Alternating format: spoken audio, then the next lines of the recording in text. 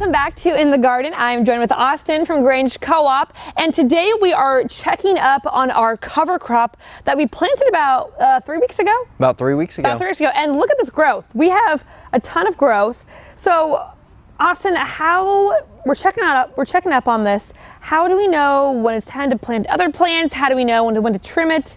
What's the update you have for us? So really, it can be any time that you want to either turn this into the soil or pull it out, whatever you want to do. I recommend tilling it in or taking a shovel and turning it in that way.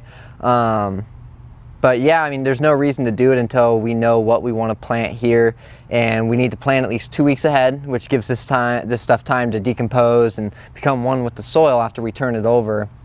And so yeah, there's not much to do with it. It doesn't need to be fertilized, doesn't really need to be trimmed. You can trim it if you want.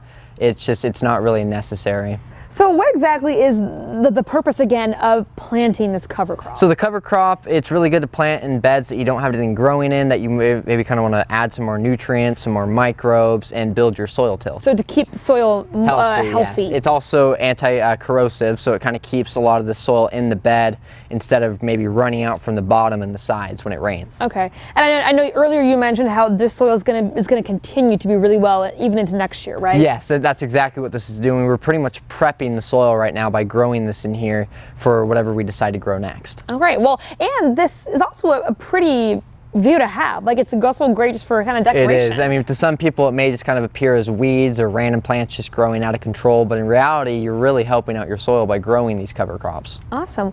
Okay, great. Well, if you guys have cover crops in your yard, now you know what to do with them.